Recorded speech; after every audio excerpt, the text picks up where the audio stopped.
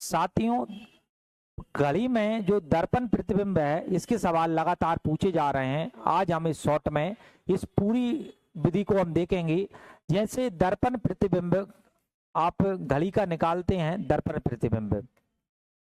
प्रतिबिंब तो आपको ध्यान रखना है कि जो भी हमारे पास घड़ी का समय दिया जाए, अगर हमारे पास केवल आवर में समय दिया गया या घंटे में समय दिया गया है, जैसे 8 बज रहे हैं, 9 बज रहे हैं, तो हम हमेशा उसे 12 में से घटाएंगे।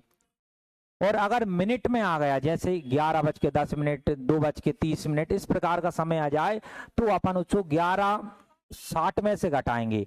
यानी 12 को हम 11 बज के कितना लिख सकते हैं, 60। लेकिन कभी सेकंड में भी आ जाए, जैसे 11:30, 30 सेकंड, तो वहां अपन घटाएंगे 11, 59 और 1। तो ये 3 सवाल परीक्षा आपसे पूछती है। तो एक बार और, अगर केवल घंटे में सवाल दिया जा रहा है तो हम 12 में से घटा देंगे। घंटे और मिनट में अगर दिया जा रहा है तो हम 11:60 में से घटा देंगे। और अगर घंटे, मिनट और सेकंड में दिया जा रहा है तो हम 11, 59, 1 में से इसको घटा देंगे। कुछ सवाल जो परीक्षाओं में आए हैं वो हम देखेंगे, ध्यान पूर्वक आप देखना। परीक्षा वाले ने हमसे कहा है कि एक घड़ी में 3:10 का समय है, इसे अगर हम दर्पण में देखेंगे तो कितना समय दिखाई देगा। तो आपने कहा कि यहाँ पे घंटे और मिनट आ गए, तो कितने में घटाएंगे, 11:60 में से। 11:60 में से हमने घटाया 3:10।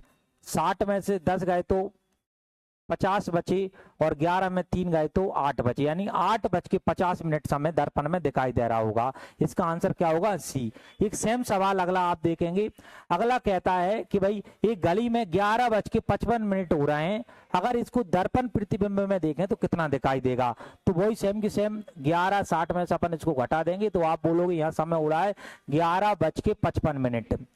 55 मिनट। 60 में से अगर आपने 55 घटाए तो 0.5 बचा, और यहाँ बचा 0, 0। 11 में 11 गए तो आप बोलोगे 0.005 बचेगा।